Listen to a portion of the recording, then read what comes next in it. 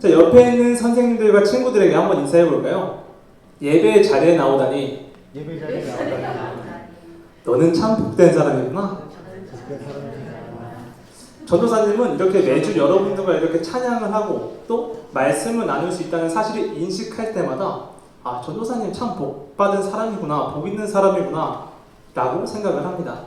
여러분들이 이 자리에 나오지 않을 수도 있었죠. 뭐 여러 핑계를 대면서 뭐 코로나 핑계를 대고 뭐 공부 때문에 못 나올 수 있다라고 할 수도 있었지만 우리 친구들이 이 자리에 불러주셔서 우리 친구들과 함께 찬양하게 하시고 또한 말씀을 나눌 수 있는 자로 세워주셨다는 사실에 전도사님 참 복받은 사람이라고 생각을 합니다. 자, 저번 주에 혹시 말씀 기억나는 사람? 저번 주 말씀.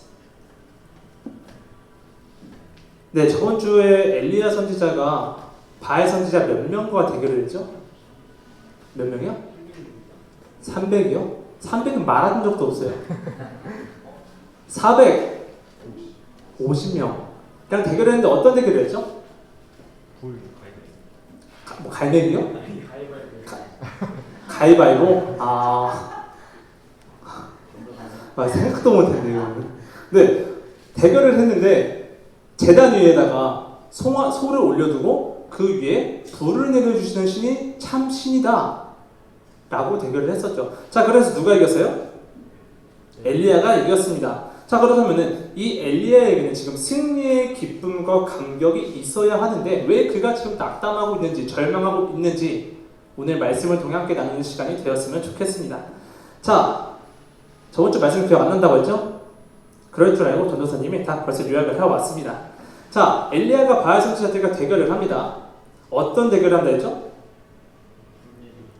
그쵸. 재물을 올려두고 그 위에 불을 내려주시는 신이 참 신이다 라는 식의 대결을 했었어요. 자, 그렇다면 질문. 엘리야는 대체 무엇을 위해서 그 바알 선지자들과 대결을 했던 거죠? 무엇을 보여주기 위해? 하나님이 참. 그쵸. 내가 믿는 하나님이 참 하나님이다, 참 신이다 라는 것을 보여주기 위해.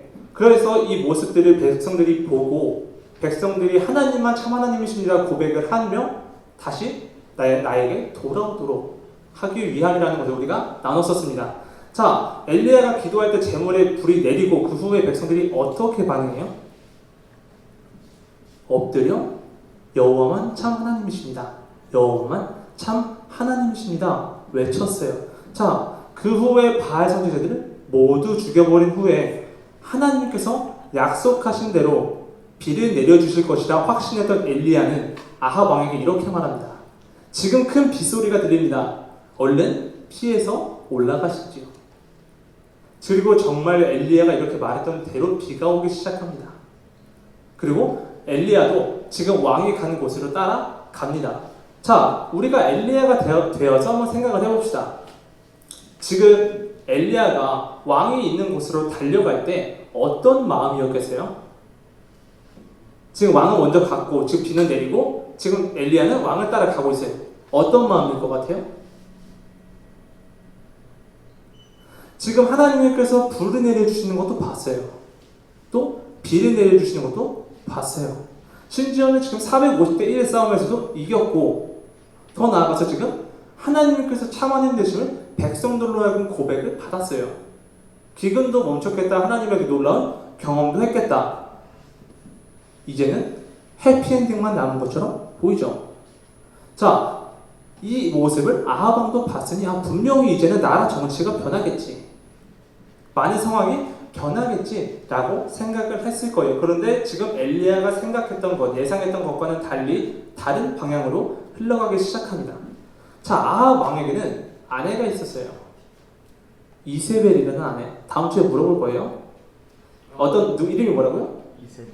네, 이세벨이라는 아내가 있어요. 아합 왕의 집으로 오자마자 가장 먼저 아내에게 갑니다. 그러고는 지금 자신이 봤던 일들, 엘리야가 행한 일들을 모두 이야기하기 시작해요. 엘리야가 바알 선지자들과 대결해서 이겼어. 그리고 그 엘리야가 바알 선지자 450명을 다 죽였어. 자, 이 말을 들은 이세벨이 어떻게 반응했을까요? 네? 극대노. 전도사님이라면은 약간 좀 회의가 들었을 것 같아요. 내가 믿던 신이 가짜라고? 내가 그렇게 열심히 섬겼던 신이 그 450명 다 죽었다고? 근데 이세벨이 어떻게 반응하냐면 이세벨이 메신저를 보냅니다. 그 엘리야에게. 그리고 이렇게 말합니다. 내가 내일 이때쯤에 반드시 너를 죽여버릴 거야. 내가 내 신의 이름을 걸고 내 생명을 취할 거야. 협박을 합니다. 자, 이세벨이 이렇게까지 흥분했던 이유가 뭘까요? 이세벨이 이 이스라엘 땅에 그 바알이라는 신을 데려온 장본인이거든요. 그런데 그 바알 선지자들은 다 죽었다는 소식을 듣고 화가 난 거예요. 전도사님도 조금 여기서 놀랐어요. 보통 그래도 이런 경험하면은 하나님께서 어쨌든 불을 내리신다는 사실을 들었고 비가 내리는 걸 봤잖아요. 하나님을 경험했음에도 불구하고 변하기는커녕 오히려 지금 그 선지자 죽이겠다. 그 선지자 어딨냐? 찾고 있는 거예요. 자, 이 상황의 심각성을 눈치챈 엘리야는 도망을 가게 되는데 이때 엘리야 심정이 또 어땠을까요? 도망을 갈 때 마음이 어땠을 것 같아요? 지금 누가 나를 죽인다고 벼르고 있어요. 심지어 그 사람 일반인도 아니야. 왕비야. 그런 사람이 나를 지금 죽인다고 오는데 겁이 안 났겠어요? 겁 났겠죠. 그렇죠? 그런데 전도사님은 생각하길 과연 이 이유가, 이 명분이 엘리야가 도망간 이유가 될까? 정말 이 이유 때문에 엘리야가 도망을 갔을까? 겁먹어서 도망갔을까? 라는 생각이 드는 거예요. 왜냐면 바로 앞에서 어떤 일이 일어났죠? 지금 450대 싸우면서 이겼어요. 불을 내리시고 물을 내리시는 하나님 봤죠. 자, 그럼 엘리야가 생각하길 하나님께서 나 지켜주시겠지. 이세벨이 저렇게 나 협박해도 지켜주시겠지. 라는 어느 정도 확신이 있었을 것이고, 만약 이세벨이 정말로 자신을 죽이려고 온다면 불을 내리시든지 해서 막아주시겠지 라고 생각했을 거예요. 자, 그렇다면 뭐 때문에 도망을 갔을까? 자, 우리 친구들 말로 하면 현타라고 하나요? 그쵸? 좀 회의가 들었던 것 같아요. 어떤 회의? 지금 바알 선지자들과 대결에서 이겼고 지금 이스라엘 백성들이 돌아왔고 바알 선지자들은 죽었어요. 이제 남은 건 이스라엘의 회복뿐만 남았어요. 회복만. 그것만 남겨두고 있는데 이런 상황이 일어난 거잖아요. 근데 이런 지금 상황에 이렇게 흘러가고 있으니 엘리야가 얼마나 낙담이 되고 절망스러웠겠어요. 이런 엘리야가 도망 나와 말하길, 주님, 제가 지금까지 하나님을 경험한 것이 넉넉합니다. 그냥 이제 제 생명을 걷어가셔도 여한이 없습니다. 이 말이 어떤 말이냐? 하나님, 제가 하나님을 위해서 할 수 있는 거 다 한 것 같습니다. 여기까지인 것 같습니다. 이제 제 생명 걷어가셔도 될 것 같습니다. 제 생명 걷어가 주세요. 지금 그렇게 말하고 잠이 들어버렸습니다. 자, 지금 그가 광야로 지금 도망을 나와서 그렇게 말하고 잠들었는데 얼마나 배고팠겠어요. 그쵸? 그때 하나님의 천사가 먹을 것과 마실 것을 가져다 줍니다. 그러고는 말하길, 일어나 먹어라. 너가 지금 경험한 것이 넉넉하다 말하며 지금 마치 너가 더 할 일이 없다는 것처럼 말하지만 아직 경험할 것이 남았다. 이에 이 음식과 마실 것을 마시고 힘을 내서 40일 동안 호렙산을 향해 가기 시작합니다. 자, 여러분 혹시 호렙산이 어딘지 알아요? 호렙산, 지훈아. 뭐라고요? 있겠죠. 그렇죠. 그러니까 물어보는 거예요. 호렙산이 신의 산을 가리켜요. 신의 산은 알죠? 네, 아는 걸로 하고, 자, 이 신의 산이 어디 말하는 거냐? 하나님께서 모세를 처음 부르셨던 장소. 또 뿐만 아니라 그 백성들을 내가 거룩한 백성들로 삼겠다라고 말씀하신 그 첫 장소, 공식적으로 그걸 말씀해 주신 장소였어요. 되게 의미가 깊은 곳이죠. 그곳을 향해 엘리야가 지금 가기를 시작합니다. 근데 그가 40일에 걸쳐서 호렙산에 갔던 이유가 뭘까요? 왜 그가 40일씩이나 거쳐서 그 호렙산을 향해 갔을까요? 하나님께서는 그 신의 산에 나타나셨거든요. 그래서 묻고 싶은 거예요, 하나님한테. 왜 이런 상황이 되었는지, 왜 이스라엘 백성들을 거룩한 백성으로 삼겠다고 하셨는데 왜 이세벨이라는 저 사람 때문에 이런 상황으로 이끌어 오시는지. 그래서 엘리야가 호렙산에 도착했을 때 하나님께서 먼저 물으십니다. 너가 무슨 일로 여기 왔느냐? 하나님께서 모르셨을까요? 지금 엘리야가 여기 온 상황 몰랐을 것 같아요? 아셨어요. 그런데도 이렇게 말씀하시는 거는 그냥 엘리야가 자신이 가지고 있는 그런 고민들, 어려움들을 자신 앞에 솔직하게 털어놓기를 원하셨어요. 그래서 물으십니다. 너가 무슨 일로 여기 왔느냐? 이에 엘리야가 대답하게, 하나님, 이스라엘 백성들이 지금 하나님의 언약을 버리고 지금 칼로 하나님의 선지자들을 죽일 뿐만 아니라 지금 하나 남은 저마저도 저의 생명을 가져가려고 합니다. 자, 이 하나님께서 엘리야에게 말씀하신 건 너가 지금 동굴에 나와라. 내 앞에 산 위에 서라. 그러면 무엇을 보여주시냐면 엘리야 앞을 지나가십니다. 근데 그 하나님 앞에 무엇이 있냐? 강한 바람이 불어요. 또 지진이 일어납니다. 뿐만 아니라 마지막으로 불이 일어났어요. 자, 이러한 현상들은 신이 나타날 때 일어나는 현상들이에요.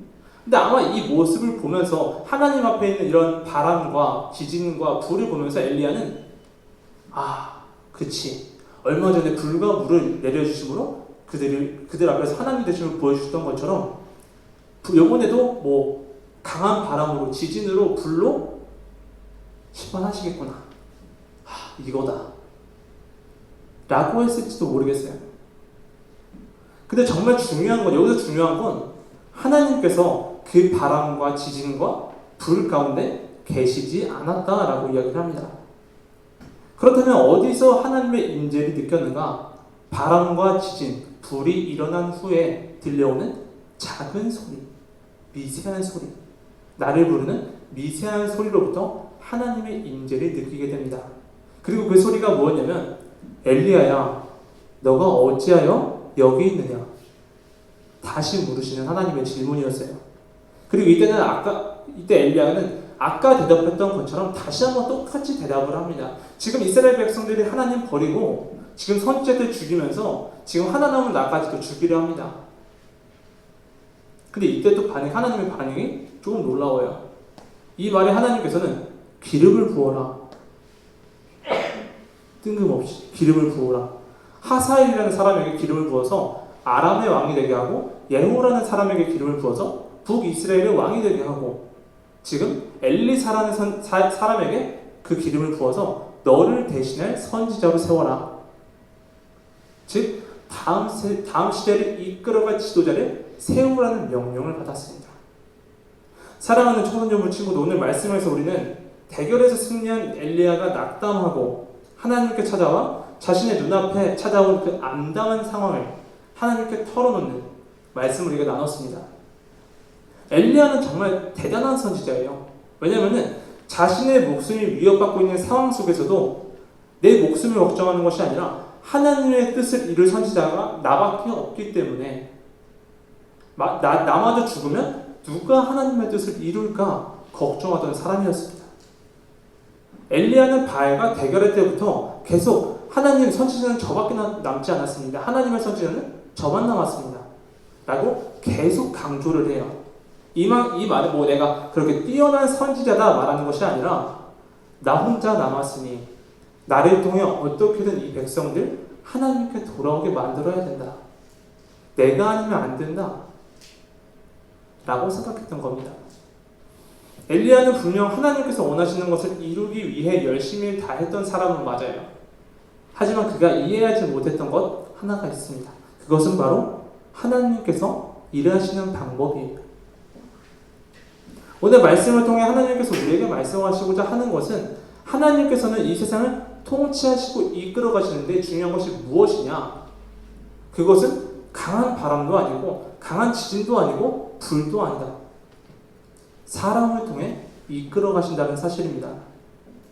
하나님께서 분명히 저번 주 말씀과 같이 물론 하셨는데 이것이 이 역사를 이끌어가는 가장 중요한 수단은 아니다 라는 것을 말씀하시는 겁니다.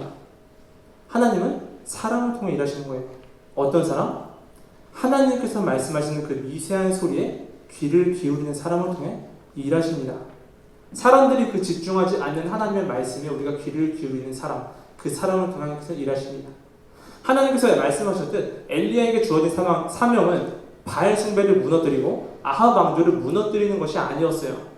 그의 사명은 그저 자신이 할 일을 다 마친 후에 다음 세대를 일으키는 것, 다음 세대를 세워 그들에게 그 일들, 하나님의 일들을 맡기는 것이 그의 사명이었습니다. 엘리야가 하나님의 말씀의 명령에 순종하여 그렇게 다음 세대를 세울 때 그 남은 자 7,000명을 세우겠다고 하나님께서는 약속해 주셨습니다. 당시에 하나님이 아닌 우상을 섬기고 또 하나님의 선지자를 죽이려는 자들이 있었던 것처럼 지금 우리가 살아가는 이 시대 또 세상은 우리로 하여금 야 지금 하나님만 신이 아니야. 여기에도 신이 있고 저기에도 신이 있고 다 같은 신이야. 이 신도 신이고 저 신도 신이야 라며 우리를 유혹합니다. 뿐만 아니라 우리를 계속해서 흔들어 놓습니다. 계속 헷갈리게 우리를 흔들어 놓습니다.